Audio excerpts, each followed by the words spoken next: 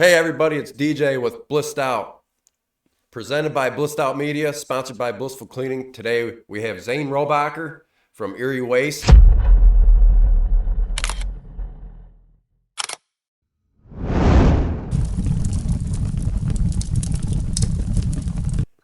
You just did a slight name change, I see. Yeah. Yeah, I like that. Thank you. We're going to get in that in a minute, but so you service Erie County? Yeah, it's parts of Erie County, Okay. not the entirety. We're big in the city of Sandusky, Perkins Township, and then we started to get into Castalia, and then we go over like Plumbrook area of Huron, and then we just started getting into Bayview as well.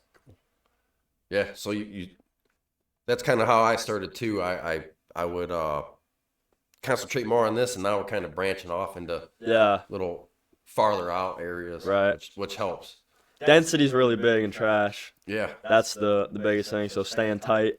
Oh yeah, is a big key, and then kind of working out as I can. Yeah, heck yeah. So can you tell us a little bit about yourself and like your background and maybe how you came up with the idea of starting a trash company? Yeah, so I mean, I had never dreamed of being a garbage man as a kid or nothing.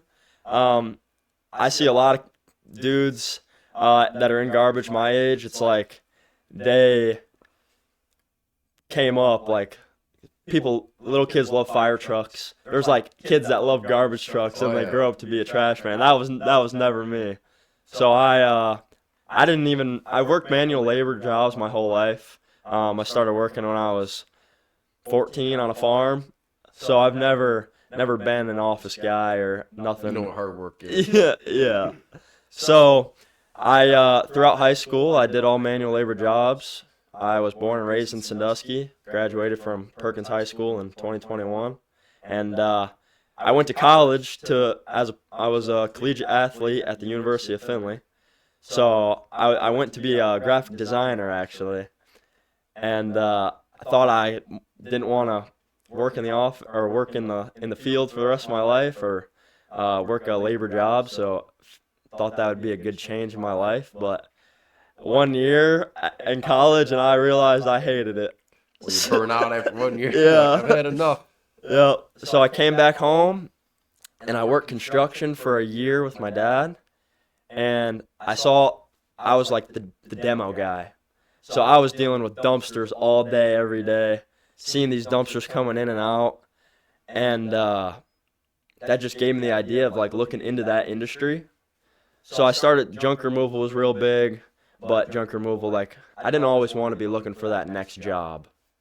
So reoccurring. Yeah, so with the garbage, it was like, well, if I get these customers, they sign up one time and then they're kind of set with us for life per se. Oh yeah. And so I thought that was great. And like, funny story, back probably like in 6th or 7th grade, my grandpa took me to like take your grandson to work day, and it was like Those are the best. Yeah, my whole class was going to Skate World for like a field trip, and I was like, man, screw that, I'll go with my grandpa to go to work. And he worked for Erie County, and he took me to the landfill when I was like 14. Okay. So we went to the landfill and I was like, man, this place sucks. Yeah, I used to do trash. Yeah. We were saying before I got on camera. Yeah. I know about it. So I saw that and I was like, man, I never want to do this. And then years later, I'm going to the landfill every day. Yeah. Dang. But I just started doing like, the original name was. Doesn't suck so bad now, huh? Yeah. After college, I worked for a year, and then I started doing this as a side hustle. Yeah. Just doing any job I could. That's why the name was Erie Waste Removal. Because I was like, that's an umbrella name. I could do anything I wanted, really. Right. So I was like doing landscaping cleanups, basement cleanouts. Basically, I was doing any job that someone didn't want to do. Just Where you're coming from. Yeah. Trying to stack as much money as I could and save it up to buy the equipment for like the residential trash. So as soon as I could get into the residential, like I had a waiting list, of like 20 people, and then I could buy the trash cans, and I was just picking up truck and trailer in Perkins Township, and I was doing, an hour route every Saturday, and then just kept slowly gaining clientele and went off from there. So I got a little story from when you first started. I remember I live on a dead end street. You know where I live. Yep. So that first house on the corner, Yeah. the yellow one, I think it might have been one of your. That's the one I always see. It was one of your new, like earlier clients. Yep. And I started seeing that purple toter, and I'm like, as a purple guy, it piqued your interest. I'm like, well, when I started Blissful Cleaning, I'm always like, hey, who's gonna help me paint this town purple? So yeah, we got to help each other out here. We're gonna paint this town purple, ain't we? Yeah, and we're doing a great job of it so far, I believe. I say that myself. I didn't even know that was your motto, but do you? Yeah, I like was we gotta paint it purple, paint man. the town purple. Yeah. So, it was a while. I've been watching you when you first started because I'm a businessman. I'm entrepreneur. I'm always interested in the. Yeah, I probably have like 100 businesses wrote down that I could do. Just right. An idea, like you said, you had an idea for the business, and like when I started my business, I was doing any and everything too, just to make ends meet. And now I'm to the point where I can kind of consolidate, and I moved more from doing a million things to just concentrating solely on like commercial and residential. Found your niche. Yeah. And then we do like windows and screens, but I had like I do boat detailing a little bit here, scrubbing and waxing sometimes carpet cleaning, but I don't push it because I'm so busy just doing the commercial residential now. Right. When I first started, it's like I'm doing anything and everything. Doing whatever came your way. Yeah, I got to put food on the table somehow. Right. So now that the commercial and residential's, it's really good. It's nice to be in the position where you can deny work. Yeah. Because I get calls, people are out of my service area, and I can say no and be okay with it. Yeah. Yeah, because, I don't really like turning down clients either, but like sometimes I can, now I'm to the point where I can just refer them to somebody if I need to. But I seen that truck, and I'm like, that's cool, And I just got a new trash service and I'm like, I didn't really feel like switching at the time. And then I started seeing you getting bigger and bigger. I'm like, okay.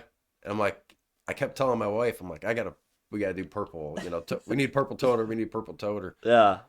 And I think the trash was in her name. I said, you need to cancel that one. I'll get a hold of Zane. And you dropped the toter off like, what, a couple days, not even a couple days later. And we're quick. Yeah. I mean, it was like boom, boom, boom. Payment was easy. Yep. I didn't have any issues, which I have had issues with different companies. So that's a good thing for any businesses watching.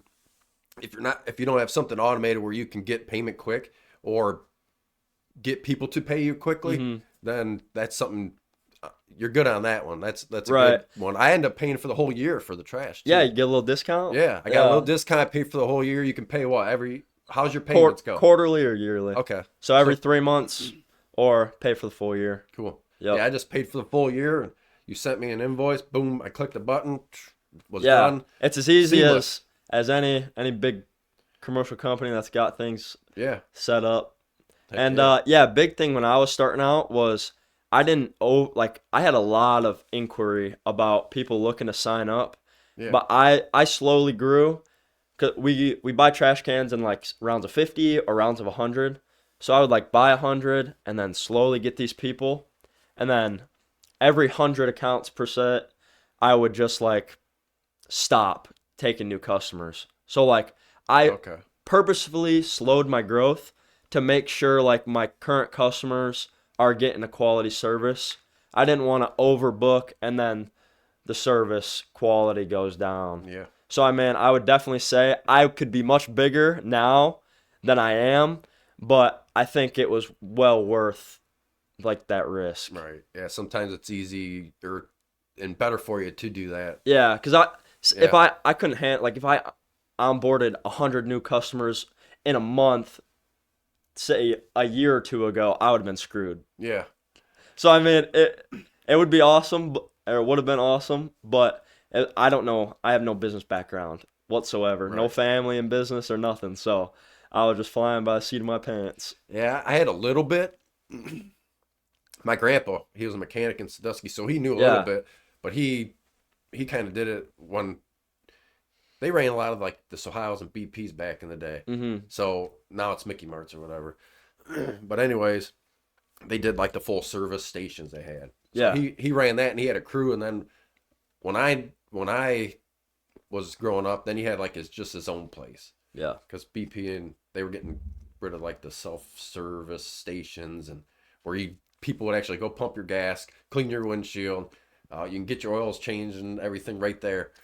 But he helped me a little bit, like that background. But set you in the right direction. Yeah, a little bit. Like my dad, he can't really give me too much advice because he's never really had it. Yeah. He'd love to be able to. He's just like, I don't know what to tell you, you know? Right. But I have a couple good friends, and we kind of bounce ideas off each other. We help each other. Kind of like why I started this. This helps too. You know, this helps the community. I feel like this is a way to give back too. So that's why I kind of did it. But yeah, especially people my age. There's not many entrepreneurs, so it's like right. I don't have like say friends growing up that I know. It's like I got to go find these people. Yeah. It's in the usually right rooms. Yeah, right. Yeah, I think we have a couple things in common. I seen you have a little racing go-kart. Yeah. So what else you got? Well, I was real big into Mazda Miatas. Okay. I wanted a Miata as my first car, and my mom didn't let me. So years later, I was still living at home. I could make decisions for myself. I had like 7 Miatas in the driveway, so that was payback. Yeah. 7? Yeah, but I love tinkering on stuff. Yeah. I've owned like mechanically inclined. Over 40 different cars. So I've had my little taste of everything, but I liked messing with cars when I was growing up, and then after high school, which I didn't have any more sports to play, I went into racing. So I was racing cars for a couple years, and now I'm racing go-karts locally. This is going to be my first year. I got a couple sponsors on board for this upcoming season, but I really like competition. Oh yeah. I love to compete, so I think this go-karting stuff will scratch that itch for me. Right. And it's local, and I can support. I can advertise my business. Not that we're racing in Fremont, so it's not much of my service area, but there's dudes from Sandusky and everywhere going there as well. I always say yet. Yeah. It's like, it ain't yet, but down the road, who knows? Yeah. That's cool. I used to race at Sandusky Speedway. That's why I said it. When I was 13 to 17, I raced there asphalt. Yeah. And then got out of it and started a family, did different things, survived. Life goes on. Life, yeah, like time to get to work, Yeah. And then a couple years ago I did that at the Fremont Speedway. They got you can rent the 305 or the 410 dirt car, and I did that and I loved it. Yeah, so I don't know if you're into that, but I looked into it. You'd love it. I've just started getting into I just started going to Sandusky Speedway. I went like a couple times last year, and then they closed up shop. Yeah. But I'm good friends with Chris Andrews, so oh yeah. He I have it in there with sprint cars, so I like going to Attica and Fremont. He definitely put you in the right direction. Yeah, it's something cool, and go-karts is kind of like that affordable step. Yeah, you want to race within your budget. Yeah, right. I'd love to get in a 305 sprint car if anyone needs a driver. I mean, I'm always open to something, Yeah. I'm a quick learner. I'll knock it right out. I'm not afraid to get on it. Yeah. So what? I'm gonna change the subject because if I get on racing, we won't get. We'll just talk about racing, and we're not gonna get anything accomplished here. But because that's really really big passion of mine. I mean, when I did that sprint, the dirt sprint car in the 305, it brought back that feeling that I had when I was 17. And that was like 20 years. So I was like, it just helped. It makes me want to push my business even more. Yeah, it does. It makes me want to because if I can get it to the point where I can get a car, even if it's, that's a big motive. Yeah. That's honestly a big motivator for me. Right. I don't have a family or anything, so it's like I'm working within my means. Heck yeah. So it's like if I can set a goal as grow my business to be able to afford to race, racing, you know, you're dropping 6 figures or so on a race car for a full season to be competitive. That's at least a big milestone to work towards. Yeah. Yeah, I'd love to get into it and do it, but it's like, then it's going to, for me, where I'm at in my life and on my journey, it would, I'd rather put the money back more in my business too, because it comes back tenfold, thousandfold. Right. It does. Anything I put out, it comes back. And I actually, speaking of that, I got a couple billboards out, and me and you actually texted back and forth about like mailers and different things. Yeah. Which we'll talk a little bit more about that later once we're done with the podcast. But I seen you had a mailer. I went in my mailbox. I was just talking to someone about it, and I'm looking, and I'm like, he got the mailer. So that's cool, because I was thinking about doing it. We've been all word of mouth for the past, like, they look good ever too. Since I sent the mailers out. Like, that was other than doing a little like Google advertising or Facebook ads, that was the first like real ad campaign. So we've been all word of mouth, and just like the trash can themselves are billboards. Oh yeah. Little billboards everywhere. Yeah. But I'm getting into advertising and marketing more now, so I'm trying to find that niche and to find what really works. Yeah, I think that'd probably help. Did you see an uptick in when that came? Because usually you have to do it a couple times to get people's attention. Yeah, you need it 2 or 3 times. Yeah, I sent out about 10,000, which covered basically the downtown area of Sandusky. Okay. And you know, those EDDM flyers really only do like 3% if you're lucky. Yeah. And I would say I got about 2. Okay. 1.5 to 2%. Right. Which was a good influx. The return on investment was there. Yeah, that's for sure. I mean, those flyers are pretty cheap, and you don't have to do much work. Cool. Yeah, I did the billboard, and it was like a couple weeks, and I'm like, dang, I haven't got one call. Yeah. Like, I was busy, phone ringing off the hook, and then I'm like, oh, I got my billboards up. And my phone was crickets, and I'm like, well, it takes a couple weeks, you know, then they start seeing it. And once they drive by 3 or 4 times. Yeah, they start seeing it, and then they call, and they're like, hey, I seen your billboard. Because I always ask how you heard about me. Yeah. I want to know, because we're on all different socials, and we're on all different...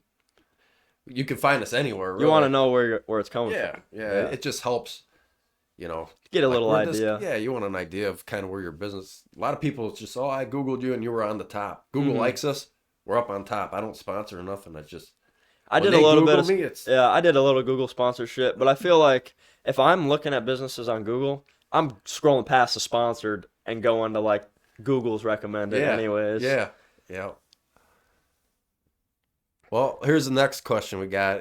Was there a particular moment or experience that pushed you to take the leap? Because like in my business, you were saying, you were actually talking a little bit about how you started it, but like in my business, I quit Sandusky schools. That's where I was working before. I used to drive semi, and then was working at the school system, and then after that like ruined me, because they don't work as hard as you think they do. The custodians and janitorial don't let them fool you. I mean, they work, they make sure everything's clean and everything, but there's a little bit of more downtime. It's just a different environment from what I was used to. I'm always used to go. You know, like I said, I did trash, did delivery driving. Over the road, went and bought semis, flew all over the place, you know. Then you're laid back in the school. Yeah, in the school, I'm laid back, and I'm like, everyone's like, this job will ruin you. Well, when I quit, I'm like, I can't even go find another job after this one. Yeah. So when I started I was doing buying and selling e-commerce online. Yeah. eBay, Mercari, those Facebook, going to auctions and made good money. Right. But then I started this business, was still doing that. And this took off to the point where I'm like, oh, I got to go all in. So I quit the schools. My dad works there, and he's like, what's wrong with, you know, don't do it. You know, he told me don't do it. Had good retirement, had everything set up in there. Yeah, I cashed in all my 401k and everything. And I'm like, I put it right into the business, and it's been great so far. Of course, there's a lot of ups and downs, but it helps me grow as a person. So this was your like first attempt at entrepreneurship? I had a couple different things. Like my mom and I, we bought and sold houses, flipped them for a little bit. Yeah. Money ran dry, you know, long story on that one, but money ran dry on that, and it just wasn't there. It's just too much to do. Yeah. I did like LEDs on motorcycles for a while. Lost the passion of it. Yeah, just little things. It was just trying different things, and I think I had like maybe 5 or 8 different things that I tried before something really took off. Yeah. And then once it really took off, I'm like, okay, can I see myself doing this for 20, 40, 60 years until I'm dead or whatever? And the answers were yes. And, you know, my mom passed away when I was building this business, and her favorite color is purple. My wife's purple. So I'm always like, hey, Mom, you know, help me out here. Yeah. Help me figure out what to do. And she's just like helping me with the color combo. I feel like she was helping me, you know. I'm like, what should I do? I need some help. Help me, give me some guidance. Yeah, that's awesome. And then, like, to take that leap, though, it was just pure faith. And, like, what helped you take that leap?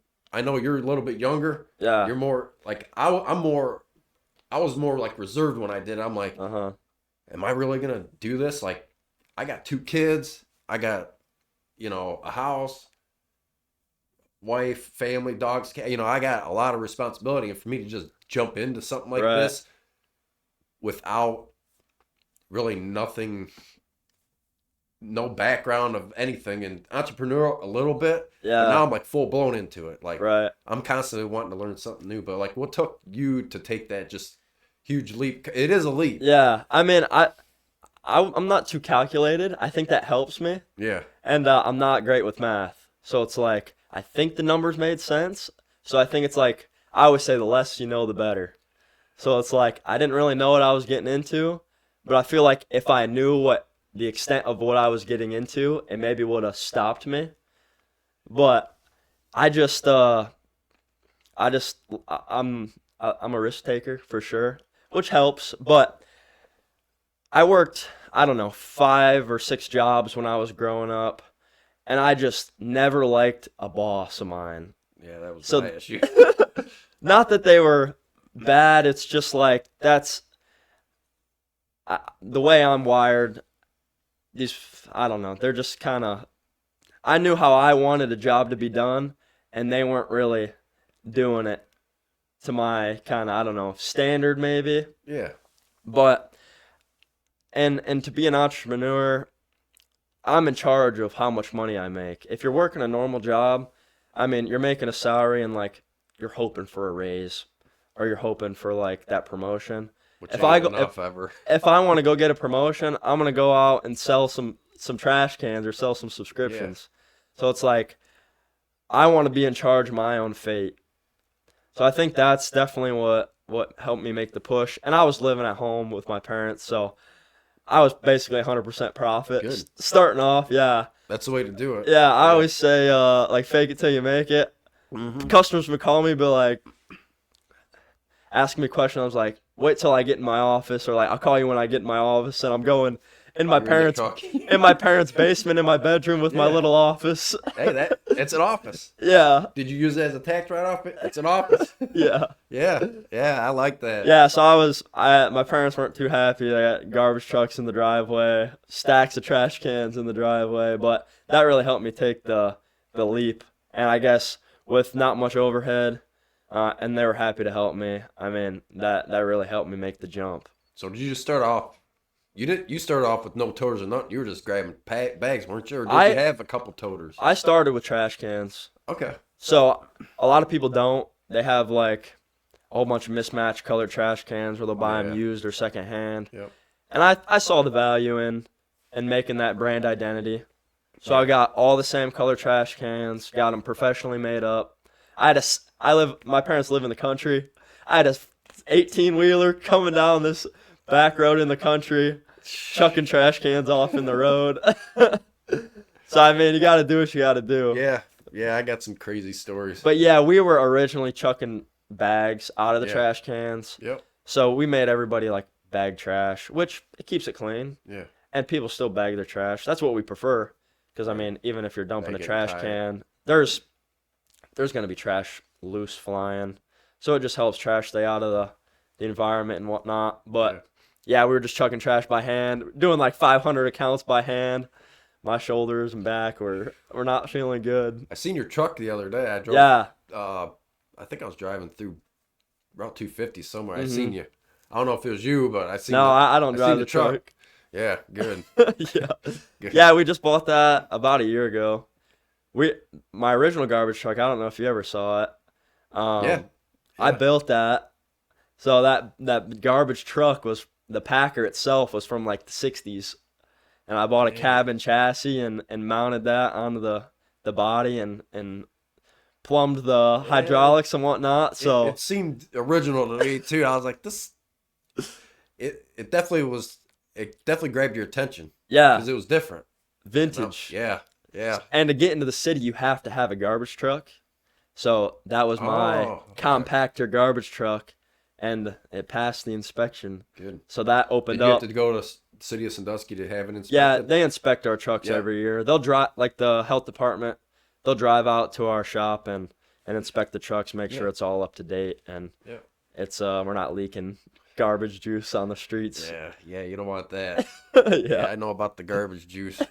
So when I used to work at a trash company before they got bought out, I did a lot of driving, but then you train somebody, and then I'm on the back, and at the time I had none of this. I had a beard about down to here, and it was like -20, and I'm wild, so I was driving, and I told the thrower, I was like, hey, we're out in Berlin Heights. I said, hey,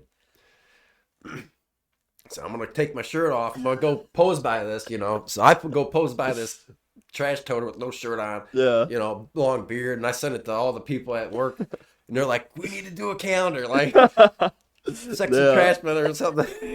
But it's like -20, like, and I got some crazy stories like that by doing trash. I found a lot of cool things that people were throwing out that I'm like, this is worth some money. Yeah.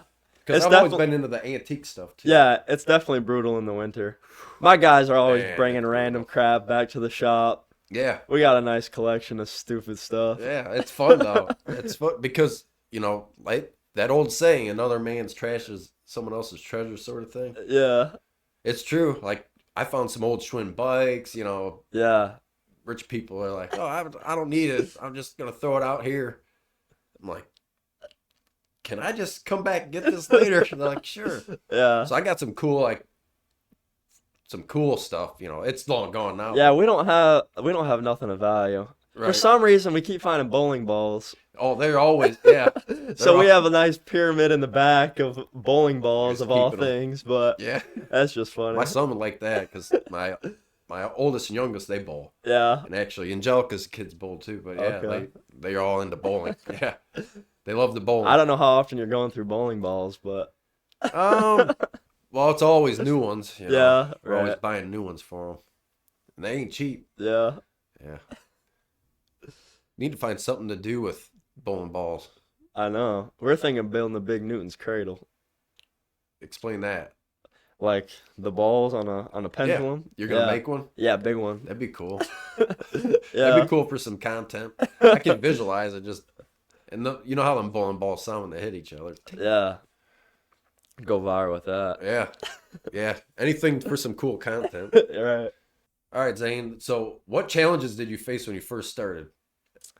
I know we all got some. Yeah. Like what really stands out and sticks out? I know you were saying you built, like, you had to get the truck. Yep. And it had to be, explain that, like with City of Sandusky, you had to make sure it was all, what do you call it? Compliant and safety. Right.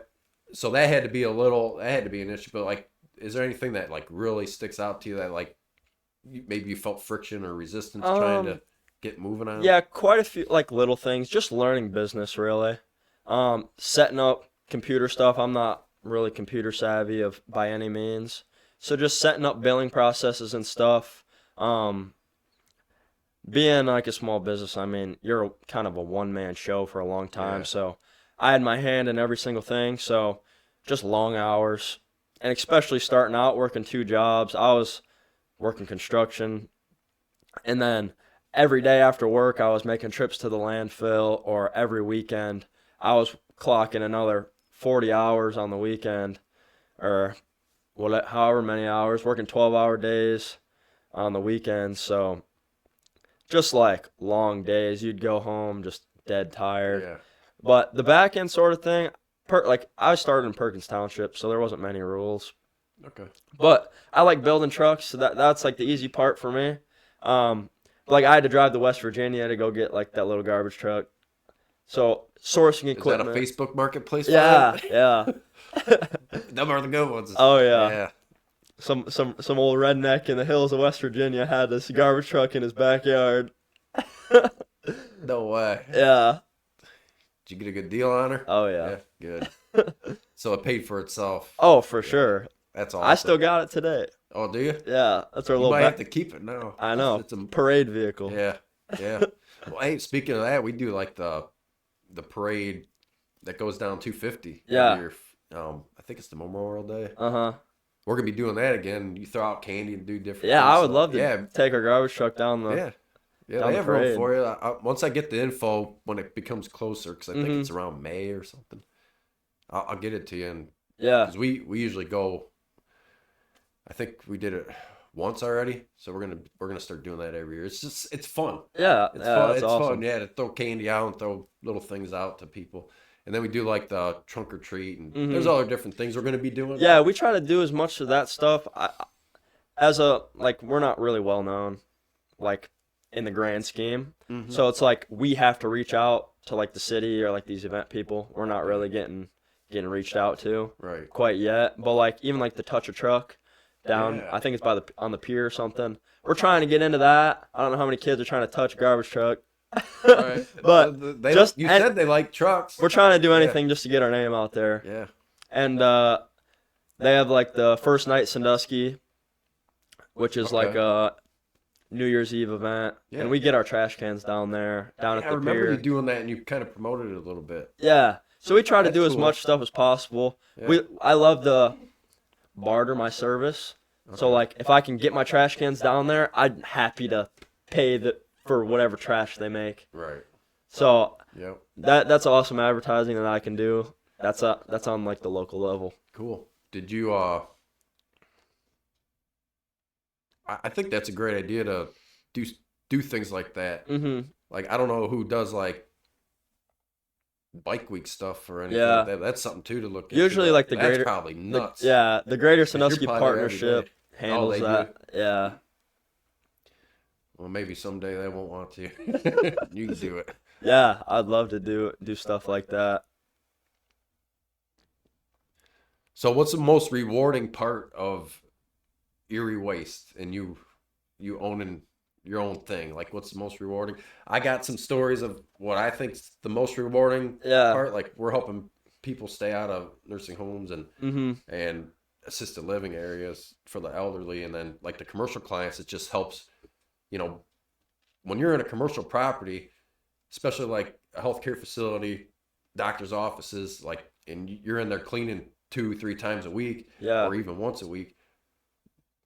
That's a big thing, because when you walk into a healthcare facility and it's dirty, in your mind you're like, well, I'm not going to get what I need here. So for that's a big one for us, just being able to keep things clean and sanitary, because especially during the winter months, people get sick a lot more.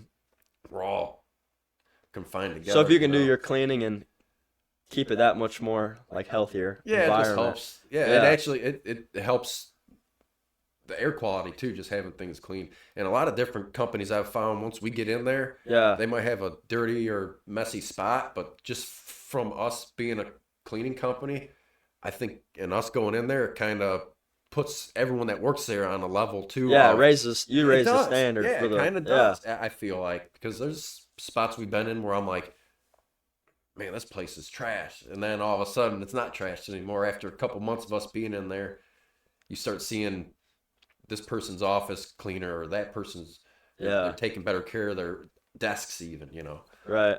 Yeah, that's cool. Yeah. So what's yours?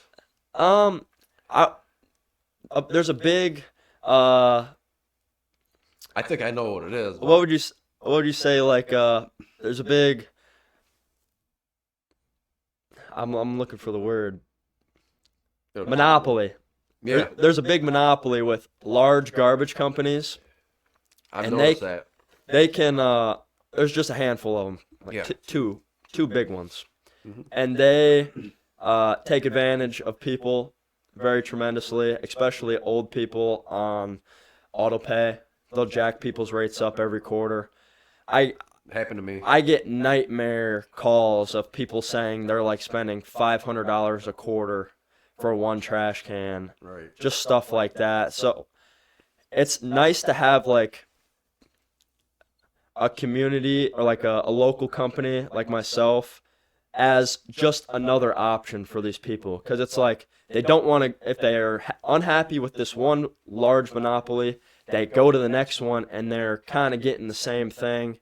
They're kind of stuck.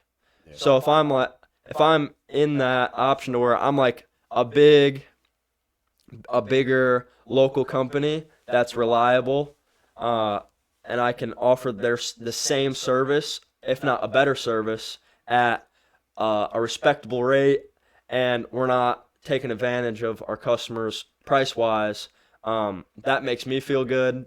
I get a lot of Christmas cards and people texting me out of the blue saying how happy and stress-free our service is. There's some people that I sign up and I never talk to them again, and I would say that's a good thing. Yeah. Yeah. Yeah, that means you don't have no issues. Yeah. Right. And we make an impact with the environment, especially being close to the lake. Mm-hmm. We went over to Bayview and did like a weekend cleanup. I took my dumpster over there and we got a little group together and we cleaned up the shore of Bayview. And there's like, familiar with that area. Yeah, tires in the water on the shore. So we got all that stuff out of there, or as much as we could in the weekend. Cool. So that's awesome. Yeah, but cool. I can do things like that, and we plan to do more of that as the warm weather comes. Whether it's just myself or I can get a crew out there and we get an area going and we can clean up a little bit of Sandusky one by one. I think me in that position to make an impact on the community in that way, just donate my time, and I think that would be awesome. Heck yeah. Yeah. Yeah, it brings up a story when I had one of the big companies. Yeah. And, I heard they're going to charge you to pick up the toters. And I'm like, oh, yeah, well, that ain't happening. So when I called, I said, hey, if there's going to be a charge for you to pick these toters up, I'll drop them off. And they record everything. The bigger companies record all the phone calls. Yeah. Because it even says like, hey, this call may, this call may be recorded for quality and training purposes. Yeah, okay. It's to cover their own butt too. It's not just for that. Trust me. Yeah, I've heard that. Oh, trust me. Yeah, right. Yeah. Right. So they picked it up, and then I get an invoice. I'm looking at it, and I'm like, yep, they got me. Yep. So I called, and they're like, no, you need to pay it. And I said, well, aren't your calls recorded for quality and training purposes? I said, why don't you go find my call? I said, this is the time I called because I had it in my phone. Yeah. They checked it, and they did listen to it, and they're like, they actually waived that fee, which they usually don't. Yeah. And it's not cheap. Fees are a big thing. So I seen you made a post about like are you still doing that? What? With if you, well, I know you on Facebook at one time you were saying that if you changed and they are going to charge you that you would cover it. Yeah. To switch. Yeah. Are you still doing something like that? Yeah. Like what kind of different cool things are you doing to get more clients? Right. Yeah. So we're big on no extra fees. Yeah. A lot of these companies, they'll give you a price, quarterly price, and then you're like, okay, let's do it. Sign up, and then boom, boom, boom, you get hit with these fees. Environmental fees, trash can delivery fees, fuel surcharge fees. Like, why are these customers paying for gas for these to put in these trucks? Right. Like, it just doesn't make sense to me. So we're big on no fees. If you sign up for $90 a quarter, you're paying $90. And we deliver the trash can for free. If you cancel service, we'll pick the trash can up for free. And some things that we're doing promotionally, if you refer a customer, we'll give you a month free. Oh, cool. And what else? We just ran a New Year's promotion. We were offering a month free. So we try still doing different things. Yeah, we do some little things here and there. If you catch us on the right month, you might get a month free. Yeah. And cool. If we're doing a promotion where if you cancel with Republic, we'll cover the bin delivery or like the bin return fee. Yeah. So if you shoot us a receipt of Republic's bill and you say $40 for a bin return fee, we'll cover that cost or we'll credit it to your account. Cool.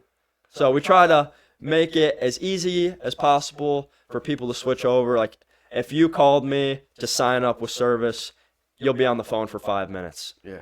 I think I even did mine through text or email. Yeah. We'll do it through Facebook, text, email, whatever. Pretty easy. But if you're on the phone with these people, you're on hold for 40 minutes. Oh yeah. So if you call, you're talking to me. Yeah. And I can answer your questions, get you signed up, or if I can't do something for you, I can at least recommend you to somebody who can help you out.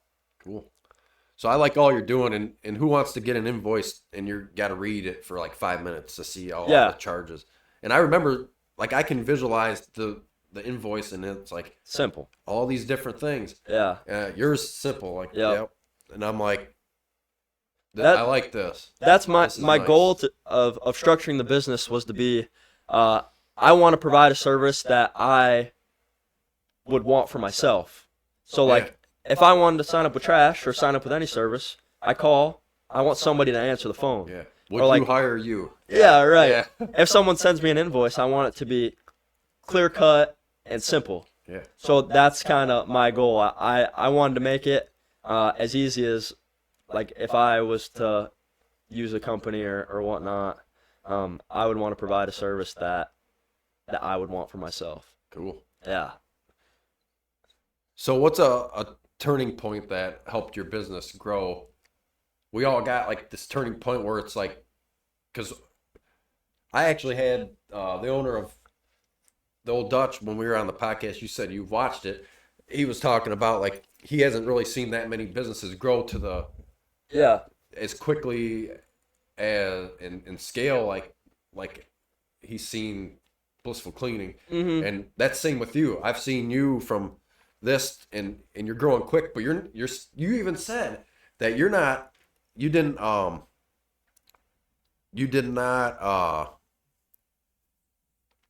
wanted to grow, but you didn't want to grow too quick. And that brings up a point to me, which is sometimes if you grow too fast, you'll fall on your face, flat on your face. Right. So I'm always pushing the limit, and there's sometimes resistance or it doesn't flow right, and you kind of have to take that step back like you did. Yeah. Just to make sure your quality doesn't go down and, right. and your current clients are getting the quality that they deserve. So sometimes taking that step back, which of course in business we want to go that way. Yeah. You know? But I've seen you scale a great amount, and that's impressive. It's good. It's good for other people to see that, mm-hmm. and it's going to help other kids like you've been inspiring me too. I mean, you know, and I inspire other people. Like watching you grow, I'm like, this is awesome to see from where you started to where you're at now, and you're not even to where you want to be at. You know, right. You're right where you're supposed to be, but yeah, that's pretty cool.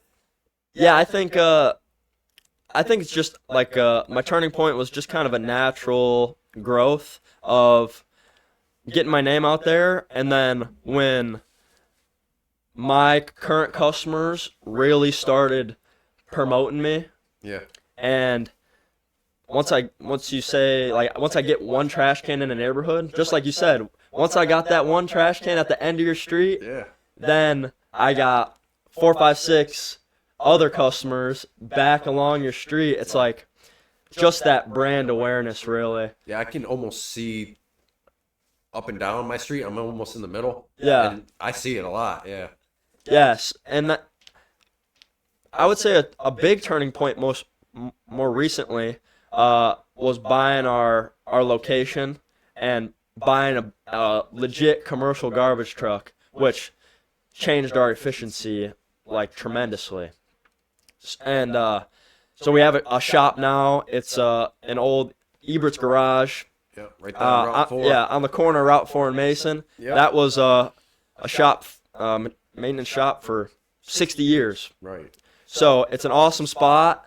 It gets tons of traffic, and we just look professional. We have a building. You even have a billboard right there, don't you? Yeah. There's a lot of traffic on there, too, so that's great. Yeah, I've signed up people off my billboard recently. Yeah. And just getting the garbage truck out there.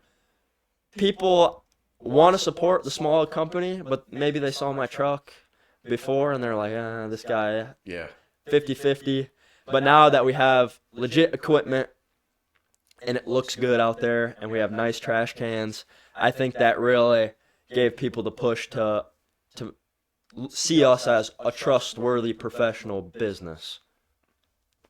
So what's your mindset like being an entrepreneur? Because it definitely takes a different sort of energy to be an entrepreneur. Like, I job jumped. I had 20 or 30 jobs, and I'm like, in between trying different little hobbies or different businesses that never really took off, to having a business that just takes off. And then, like, my whole total mindset ended up shifting. But I always had, like, a positive mindset. Yeah. Of course, I have ups and downs and good days and bad days like we all do, but I always push through the, because sometimes I'll get a thought like, should I do this or should I do that? Yeah.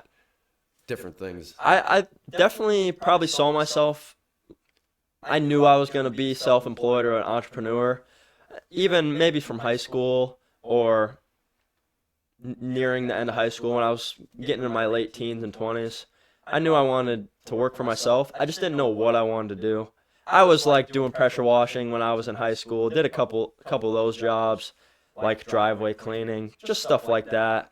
But nothing I really like fell in love with. Not that I'm really in love with garbage, Right. but it's just like, It's a great service. yeah, I stumbled upon something that it's like, it's a clear-cut thing. It's like, as long as you empty the trash can fully, on time, and the back-end billing and whatnot, simple and easy, it's a pretty clear-cut business, and it's, like cleaning, for example, the standard is kind of so-so throughout the industry. Yeah. You don't really, maybe a different company has a different standard than you would. In garbage, I feel like the standard's pretty clear-cut. Yeah. So I like that Get sort the of trash thing. picked up. Yeah. As long as the trash can's Don't miss. emptied Yeah. the day it's supposed to, you did the job. Yeah. So I like that part of it. And I think that's what helped me scale quicker than maybe other businesses, because you're trying to like figure out those systems. Yeah. My system was a little bit easier to figure out. Not that I have my system dialed in or mastered by any means, but we definitely got it figured out to where we need to be right now. Cool. Yeah. It brings up a thought I had when I did trash.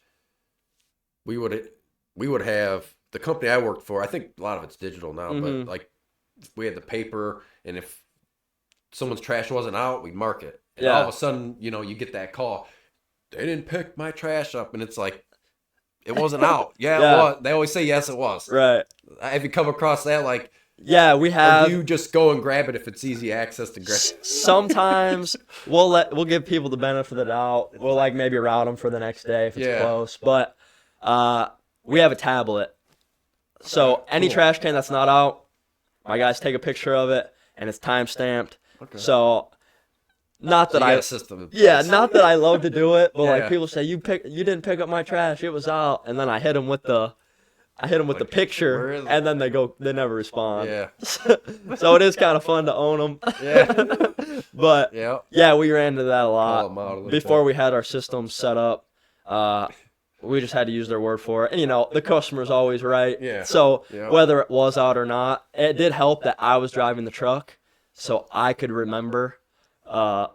If it was actually out or not, but yeah, we figured that out pretty quick. Yeah, that's awesome. Yeah, I had a little issue like just trying to get payroll set up. Like, some things I didn't, which I'm glad I reached out to an accountant to help, because I was at that point where it's like, I don't know where to go, what to do. I know there's like different taxes and tax laws and RETA and this and that, and like, am I getting the right tax breaks? And I was trying to do it all myself, and I'm like, this isn't gonna work. I was doing everything through QuickBooks. Yeah. I was individually sending everybody's bill. Like I had Google Sheets, using it with QuickBooks. It was insane. Yeah, but you got a better system now. Yeah, we have a garbage specific system. Yeah, I think I seen something about that. Yeah, on your bill it'll probably show. So what do you? It's called Hauler Hero. So you use that for even mapping too, right? Yeah, it's all integrated.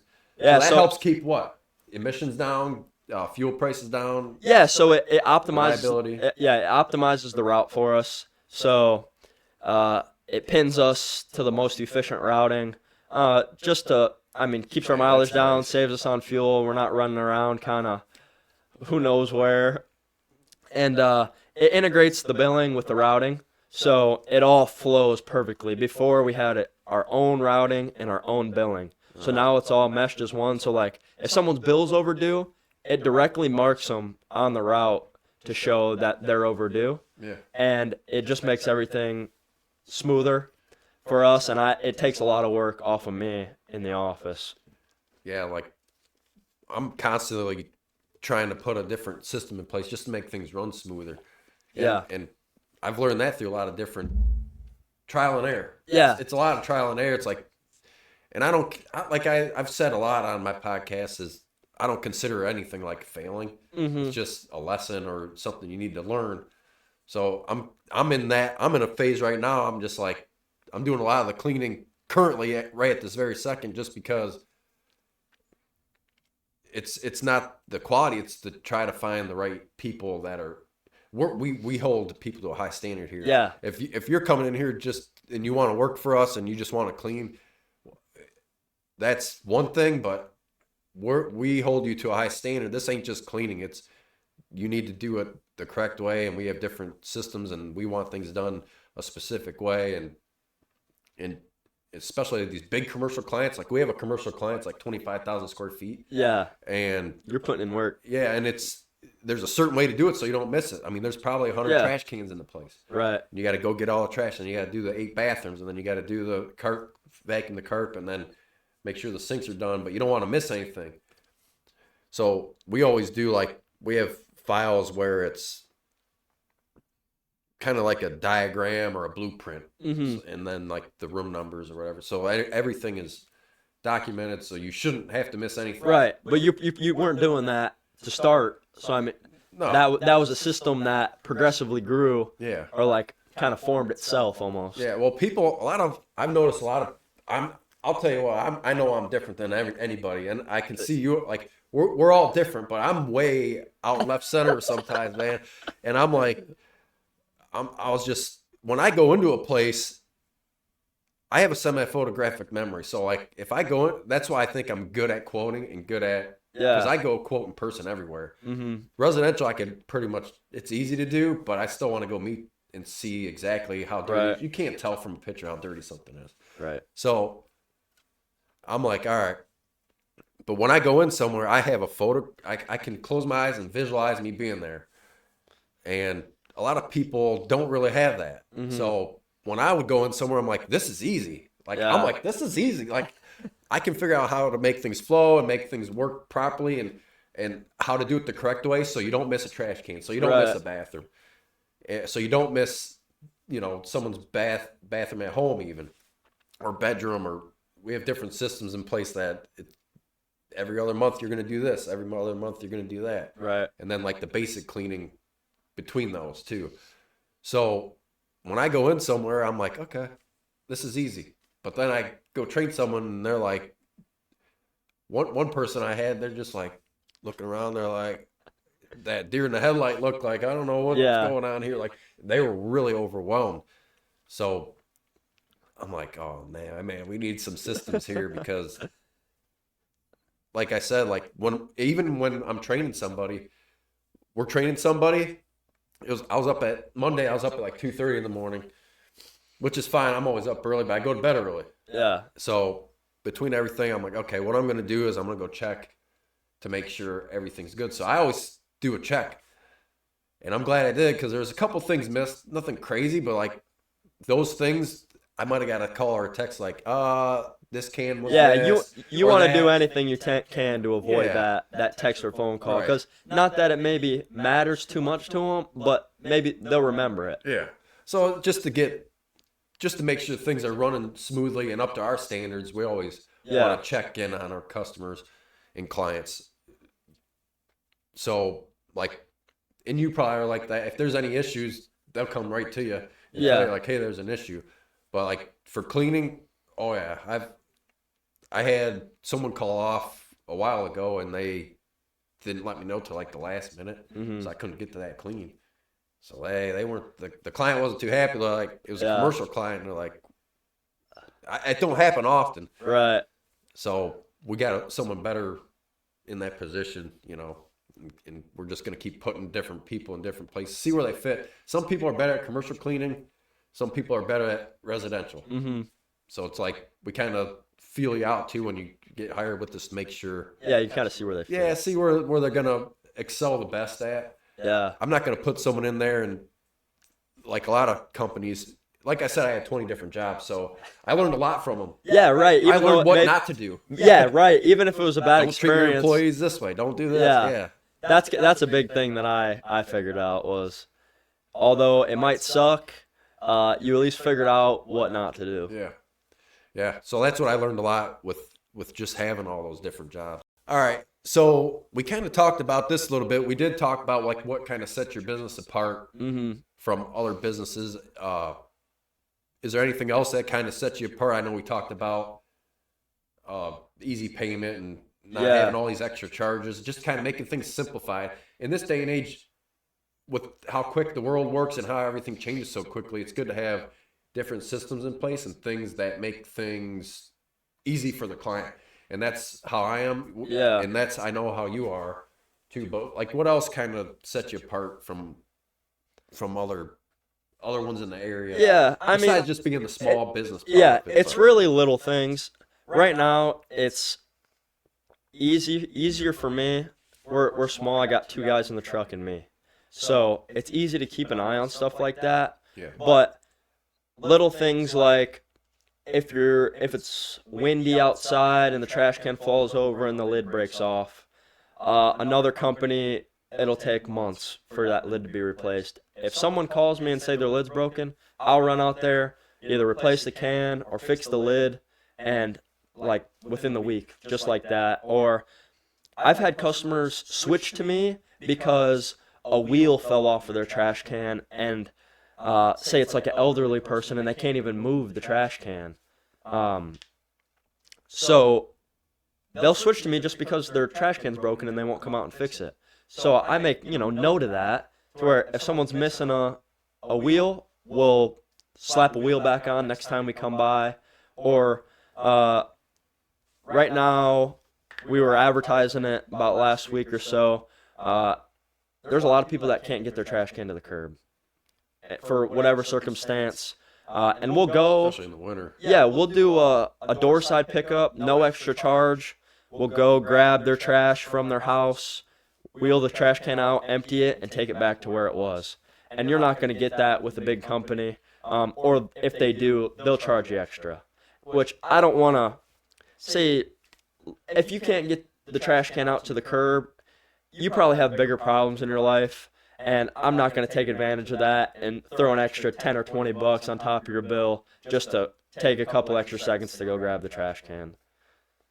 So that's a big help. And I like that. Yeah, I like to provide like a service like that where I can help the people out. So like I said, I switched to you not that long ago, and it wasn't just all because the purple toter, but Yeah, we have a lot of people switch over. Yeah. They're like, purple's my favorite color. I just switched to you. I don't care what the price is. Yeah.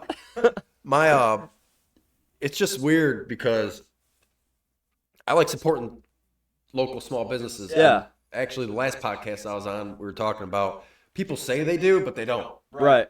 They like to support local when it's convenient. Yeah. So we were kind of talking about that a little bit on the last podcast, which comes out, I think, sometime this week. But anyways, bringing it back to that, it's just like, oh well. Yeah. Whatever. Yeah. So do you collaborate with other local businesses. So, like, I know you're not really on the commercial side yet, are you? More No, hitting not residential yet. currently. Yeah, we'll do commercial stuff if they have if they just need a trash can. Well, we do handle a lot of Airbnbs and rental houses, so maybe you could say that's commercial. Okay. But we'll provide trash cans to Airbnbs, and no one's really living there, so we'll we'll go get it from the house, just to make it convenient. There's people that pay like a third party person just to go put the trash can at the curb. Dang. So we'll save people money, at least that in that sense. But yeah, we'll do Airbnbs because that's real big in Sandusky, and we do offices and like title firms. We'll service those businesses if they all they need is a normal trash can. But for the most part, we're doing a lot of residential stuff. Not much collaborating other than, like I said before, the city of Sandusky downtown stuff. We try to do as much of that as possible. And now you're on the podcast, so that's Yeah. another thing. Because what we'll end up doing is we'll push, small, short content out. Yeah. Short form and long form as well. And so we have content to be pushed out through the year or years even. So Yeah. that'll help too, because social media is a big thing. To Yeah. help collab and support local. And you do a lot of support. You support local, or Yeah, you just say you do. so we haven't done much sponsoring or advertising in the first couple years of business, but this year we're really pushing. We're supporting the Perkins Athletic Booster Club. Okay. Giving money to athletics for that, and I just sponsored like Margaretta softball, since we service Castalia, so we got a big banner at the softball field. So anything that comes across my desk, I'm happy to throw some money at them and give them some sponsorship, because I know that stuff adds up. They may not think about throwing a couple $100 at, say, like a softball team or something. Yeah. Might mean not that much in the present, but like once I get out there and start supporting more and more, I think it'll have a big impact on the community. Cool. So it's fun. It's fun to see my logo, especially with the rebrand. It's fun to get my logo out there and do some things like that. Cool to see. Yeah. Yeah, and I even helped out the Sandusky Speedway.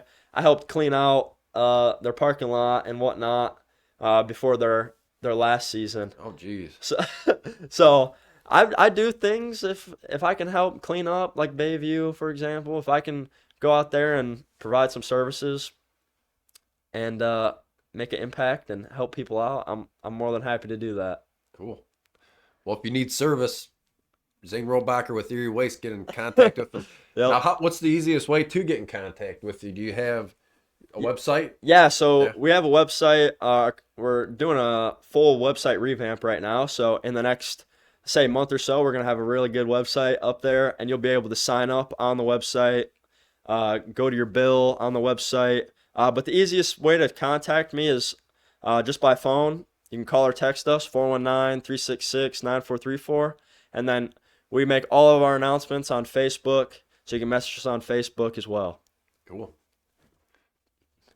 Thanks, Zane. Yeah, what's one quick lesson that you wish you learned before starting your business? Before starting, or like while I was in business? Like what you wish you knew before you started. Like looking back, like, oh, if I would have known that at the time, maybe. Yeah, if I would have, I don't know. I think I still would have pushed through and made things happen. But if I knew what it would take to start and run the business, maybe I would have been a bit more hesitant to start in the first place. I don't know. Yeah. Yeah, it's like if you could see everything you have to do down the road, most people wouldn't start. Right. Yeah. Yeah. Maybe I would have been a bit more hesitant. Yeah. I don't know. It definitely paid off. I mean, I can do what I want. Like I can come over here and make a podcast. Yeah, I love it. On a random I've been day. looking forward to this one too. Yeah, so it's cool. It gives me the freedom to do what I want. So the work put in definitely doesn't outweigh the pros and the cons. the benefit. Yeah. See, I wish I would have knew how many systems I need, because it's like, Yeah. once you start growing to that, and it really tests me as a person and my mental health. Yeah. In different things, like right after the COVID thing, I had like a mental breakdown. I felt like I was at rock bottom, but it wasn't.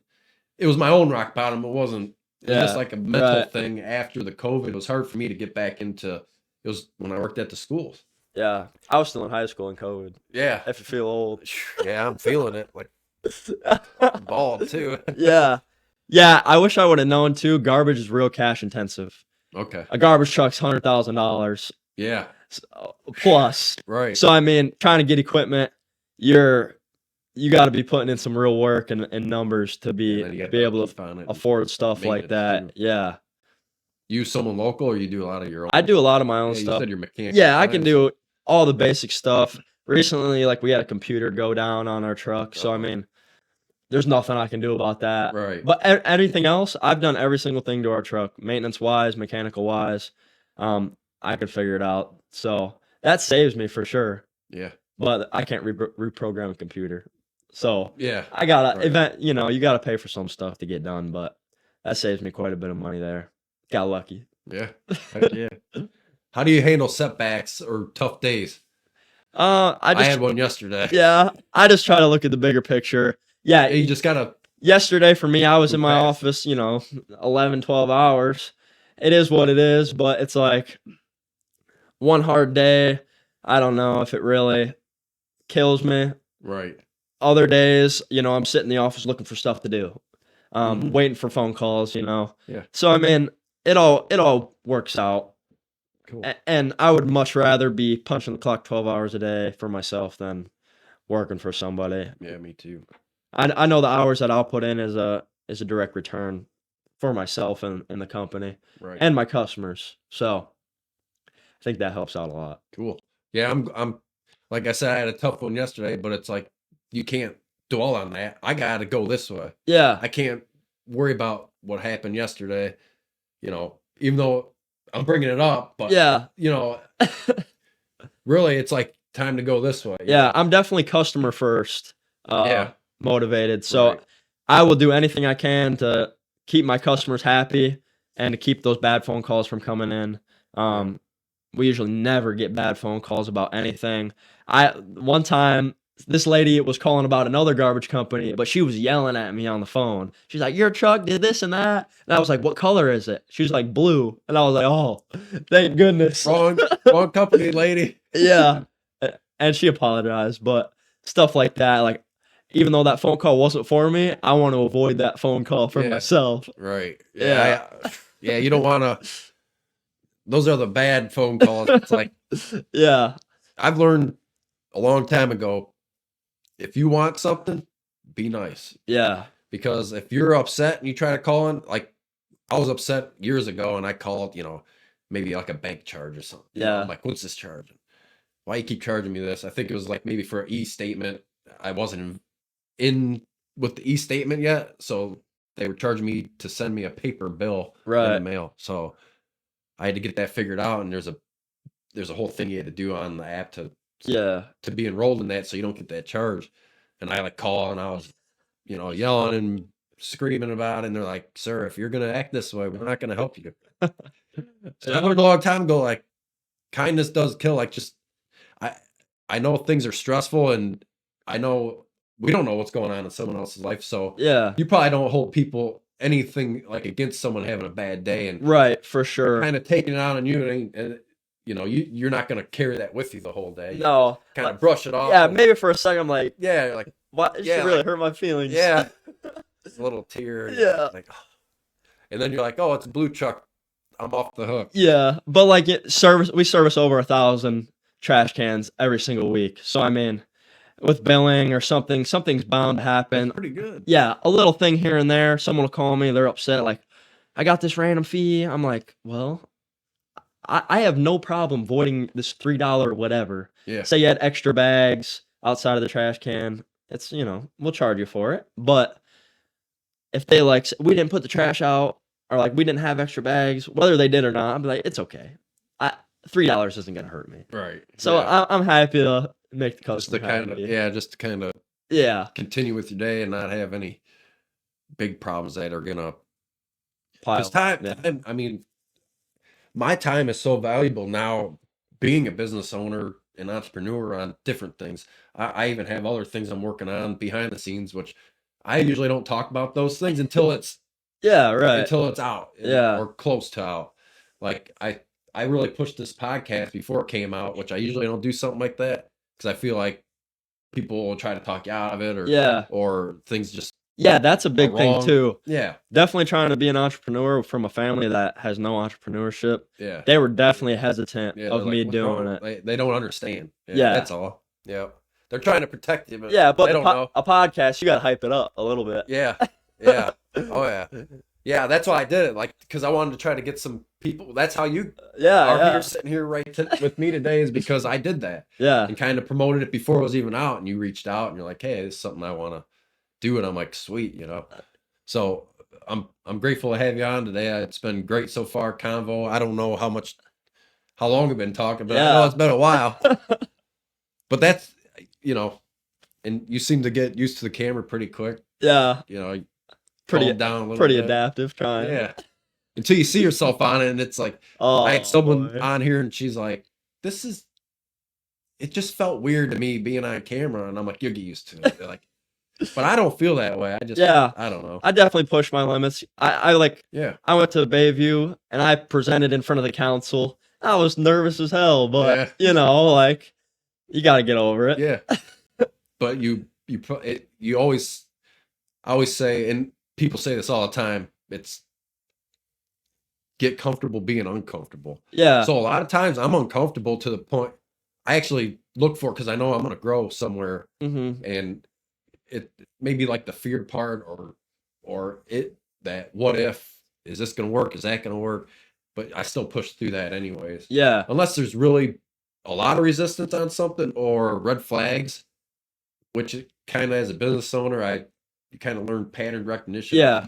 Like, is this going to work out, or is that going to work out? Even for the business sake, I don't want the business to suffer because I was too scared to do something. Yeah. So like, even if it's not for myself, it's like, well, if I don't do this, the business will suffer. Yeah. So I might as well just do it. Right. No matter how you feel, you just go. Yeah. Right. Yeah. Like, I've never taken a loan out of nothing and dropping a huge mortgage and a huge loan on my shop and on a truck in the same month. Yeah. Overhead. I was scared. Yeah. But you got to do it. That's that leap. That's that leap of faith that you take. Yeah. Yeah. Like the billboard, I'm like, this is kind of pricey. Yeah. 2 billboards to be up every month. But then I'm like, if I get one commercial client from it, it pays for itself for the year. Yeah. With my billboard, I was lucky. I put it on my property. Yeah. I got the poles put in for free, and I bought some lumber, so I did it myself. So okay, so you had that in. You put that in. Yeah. Did you need a permit to do that then? No. No. Because it's not my property, and it's just for myself. Heck yeah, that's awesome. Easy enough. Just like a sign. Big sign. I love it. Whenever I drive by there, I look. Of course, because it's purple for one. Yeah.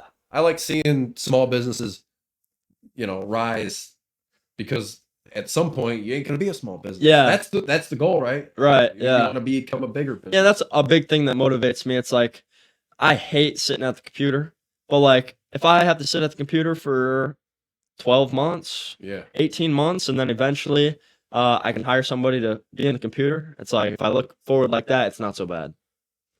So it's like, in the short time, it may suck, but eventually that next step and that next growth will come, and I won't have to dread it. Right. Not that I dread it too bad. Yeah, I know what you mean. Yeah. I know what you mean. It's just sometimes, like, I like to be moving. You kind of seem like that kind of person too. You want to be moving around, not sitting around.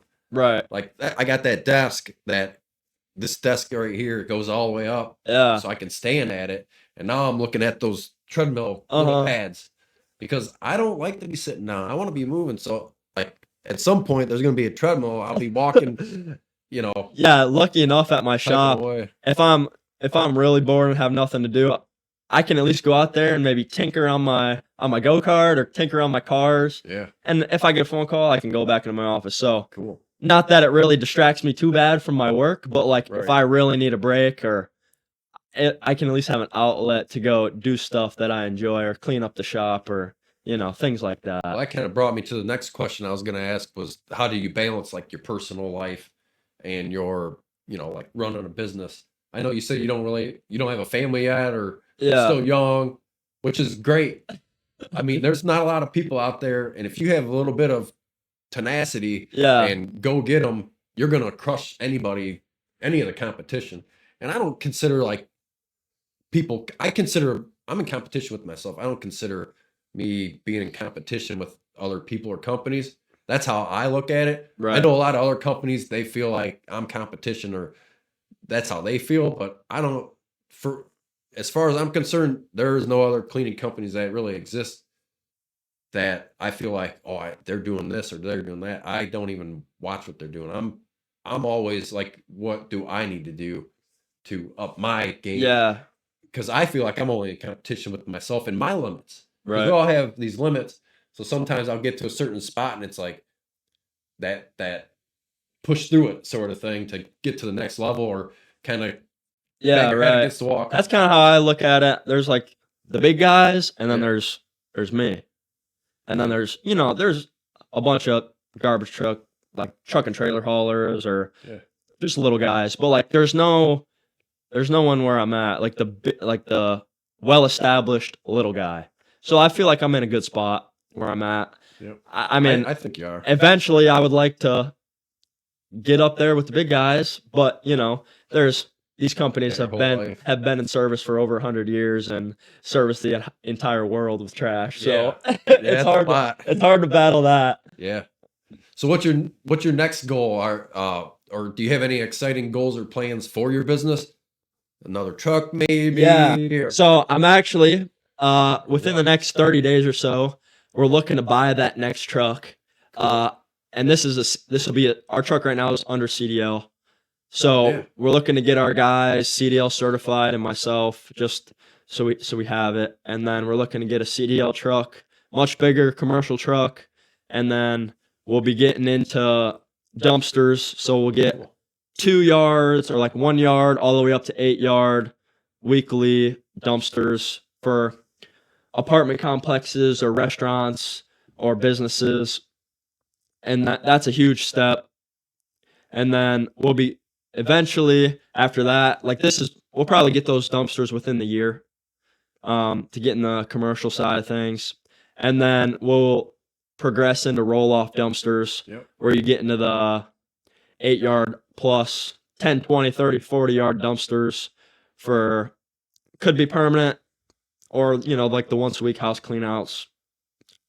So there's definitely some steps to be taken into that realm. Right. Definitely high cash intensive. Well, you do have some room on your property for things like that. Oh, for sure, yeah. I mean, you're in a good spot. Yeah, I visited. That thing opened up just for you. You know what I mean? Yeah. Like Ebert's old garage. We got a lot of race cars in the parking lot that could probably be removed for some more garbage trucks. But I visited a garbage company in Nashville, and his yard was about half the size of mine, and he had like 40 trucks jammed in there. So yeah, we definitely have room for a bunch of commercial dumpsters and trucks and equipment. Cool. So I don't have to worry about looking for that next location. Right. So I'm pretty good for the next, I don't know, maybe 10 years or so at that spot, nice. Depending on growth. But yeah, I'm happy to look into the future and kind of see where the business might go. Yeah, visionary. Yeah. Another service that we're looking to get into eventually is cardboard recycling. Yeah, we would love to do residential recycling, but there's just nowhere for us to take it. The one big company that recycles, they hand sort everything in this big barn themselves, and they ship it out, and we just can't do that. Yeah. So if there was a place that we could go to recycle, Ottawa County has recycling, Erie County does not. So if the infrastructure comes upon us to where we can recycle, we absolutely would. But with cardboard recycling, we can handle that ourselves. So once we get into that commercial game with dumpsters, we'll definitely be doing cardboard recycling as well. Yep. We want to keep as much stuff out of the landfill as possible. And if we can do our part and keeping recycling material out of the landfill, that would be awesome. And it'd make me feel good. Yeah. For sure. Yeah, that's when I did trash, I would always try to keep stuff out or buying and selling stuff that other people might think is junk and reselling it. Yeah, even scrap metal. Like, we can't really do it with residential garbage because there's nowhere for us to put it. Right. But with we have a dumpster that we rent out right now.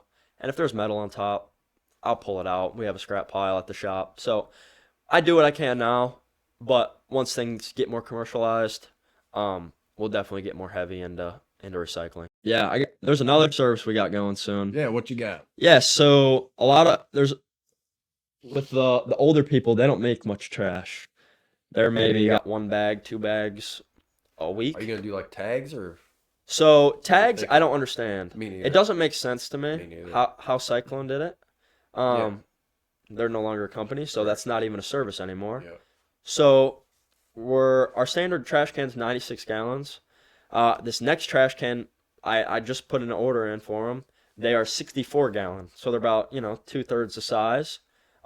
So I can save people a couple dollars, and they'll have a smaller trash can. I get a lot of calls about people, they have, like I said, 1 bag a week or 3 bags a month. So we would love to provide a service for people that company before had and that is no longer a thing. And it doesn't take much it's the same exact service, just at a smaller size and a little bit of a cheaper rate. And people just don't want a huge trash can in their driveway or in their garage. So I think that'll help out a lot of people. I think that's a good idea. Yeah. There's a lot of people that are current customers that they'll share with their neighbor or something like that. Yeah. So we have to deny a lot of people, and there's not many services that we deny that we can't send them somewhere else or provide ourselves. So this is probably the only service right now that we can't help our customer out or send them somewhere else. So that's something we're trying to fill, and it should work out pretty good. Cool. So it sounds like you have a lot of different cool things planned. You probably have a whole list of different things that you're working on doing, like me as well. It's like, okay, what's next sort of thing? Yeah. Or to-do list. I do a lot of to-do lists, or kind of like what's next to help the business grow. Right. I don't like the feeling of feeling stuck somewhere. Yeah. Or not feeling like I'm growing. So, like I said, the 2 people that quit on me put me back to back cleaning, which is fine. Yeah. Okay, I'll go clean whatever I need to clean. It just takes you away from maybe what I'm trying progression. Yeah, for the future. But I'm still learning as I go, so it's like I said on my last podcast, 2 steps forward and 1 step back sometimes. Yeah, like one of my guys are going on vacation this Thursday. Yeah. So I'm gonna be in the truck on Thursday. Yeah. So once in a while I'll have to get in the truck, drive the truck, ride on the back, whatever. But just getting in that truck, and maybe we'll open up an idea, or maybe a social media idea, or something I can optimize that I don't see every day, because I haven't been in the business has grown hundreds of customers since I've been in the truck full time. So maybe there's something that my guys don't see, or that I don't see being not in the truck, that I could optimize later. So not that I don't want to be in the truck, I'd rather not, but it's good to get in the truck and see that side of the business once in a while. Yeah. Being in the field, I guess you call it. Yeah. Out in the wild. Out in the streets. Yeah, because you might get into a flow state doing that trash. Yeah. Because there used to be something calming about doing trash, because you just drive around, you pick up people's trash. Yeah, you're not stuck seeing the same view every day. Yeah. And we go out on the chaussee, so we can get a nice little view of the lake every week. Heck yeah. Yeah, so it's fun. Yeah. I do. We got a few clients out There's there. parts that I miss being in the truck. Right. But to grow the business, I can't be stuck in the truck forever. No, I can't be in the field cleaning. I'm still doing certain things, but I need the people in there that I can rely on and not have to be breathing down their neck either to get things done. So training people correctly, that's a big thing. Yeah.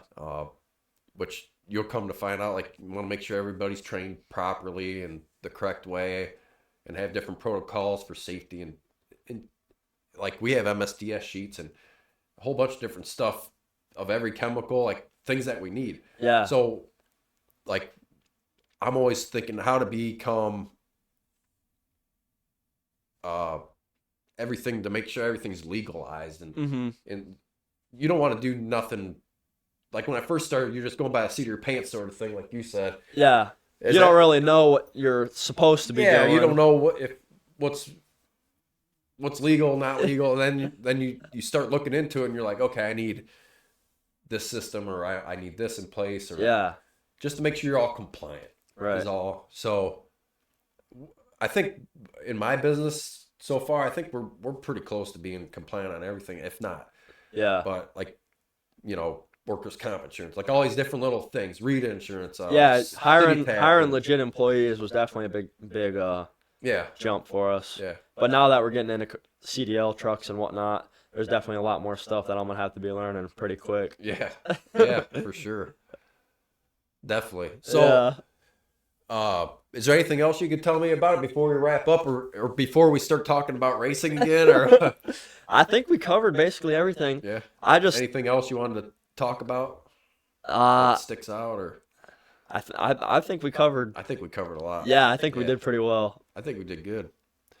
I think it's been a great podcast. I got to learn a lot about you and your business. And people want to do business with people they can trust and rely on too. So, just having a platform where I can be an outlet for people, and I know how marketing and social media, how big it is for especially a small business. It's huge. I'm not big on, like, being the center of attention or anything. Right. But, like, just getting my face out there, that's a big thing I tell people that ask me about business. Yeah.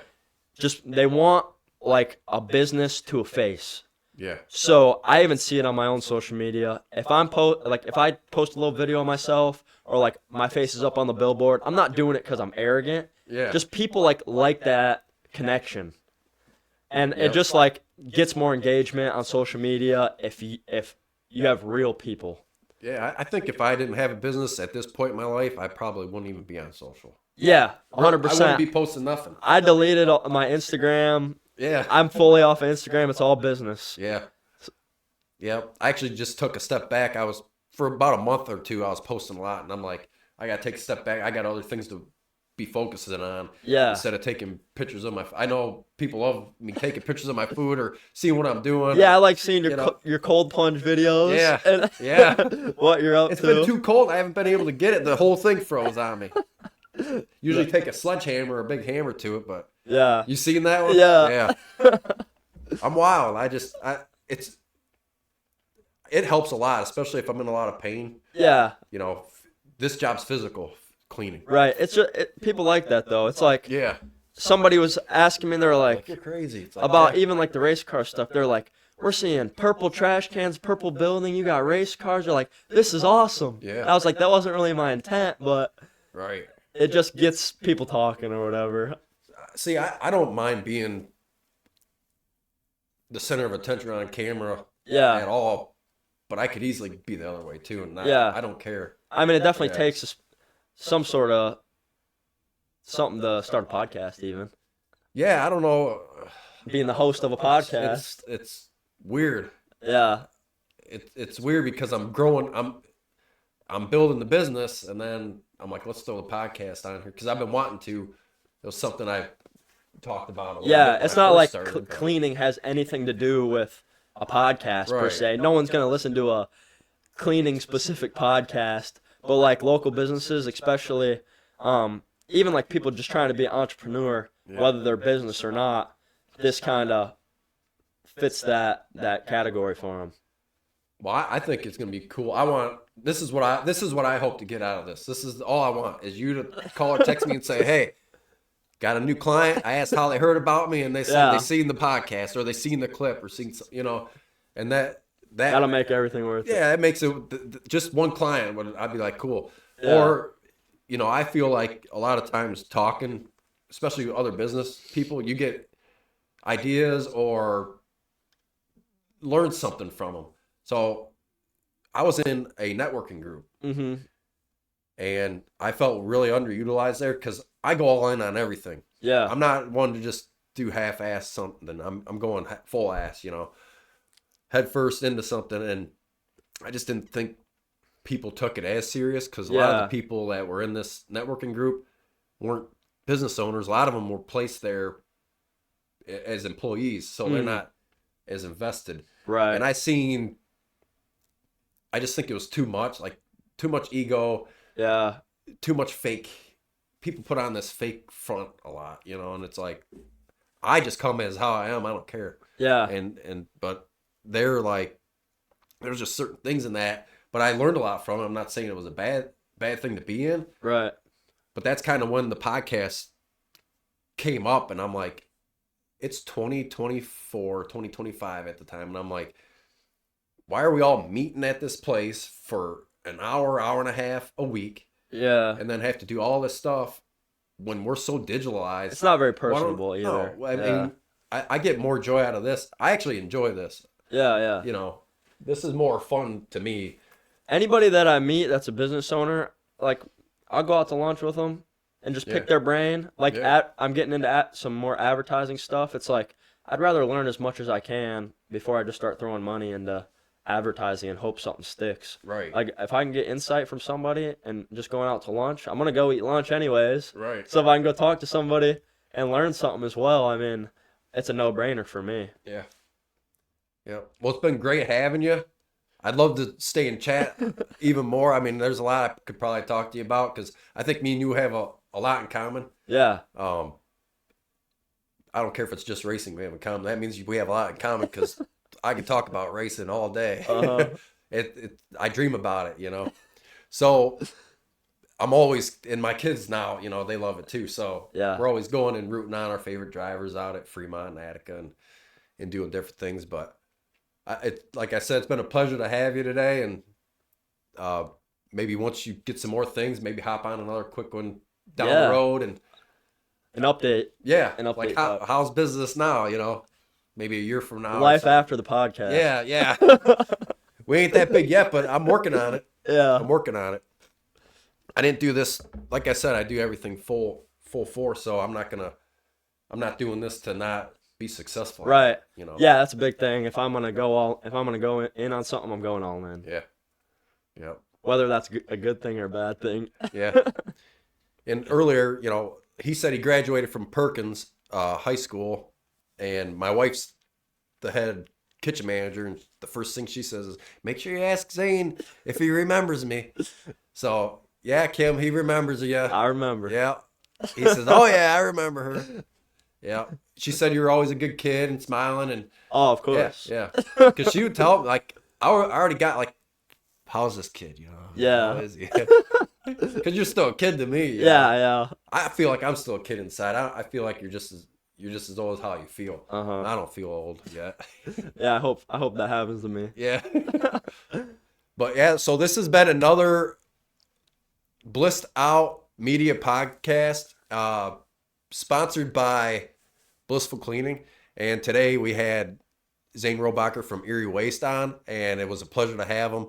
And I hope some of you learned something from this podcast. And if you have any questions, make sure you reach out. If you're looking for a great residential cleaning service, Zane Robacher, Erie Waste, can you give your number and how to contact? Yeah. Again, just so they know. Yeah, you can call us. Our office hours are 7 a.m. to 5 p.m. 419-366-9434. We're the purple trash cans all around town, so I'm sure you've seen us. Check us out on Facebook for all of our updates, rates, and if you have any questions, you can message us on Facebook as well. And you can check out our website at eriewaste.com. Well, it's been a pleasure. Hey, let's paint this town purple, brother. Absolutely. All right. Well, we got to get off this podcast. We got to get some paint, and we're going to go paint this town purple. And it's been a pleasure, like I said, and happy to come on. Hope, the best for you, and I hope everything works out the way you want it to. And I can't wait to continue to watch you grow into a bigger company, which I already feel like you're working your way towards it. Shooting for it. Yeah. With all the different things you got going on, great job. Keep it up. And like I said, if you need service, reach out. He's doing a lot of different cool things and growing his business and cares about his community. So thanks, everybody. Blissed out.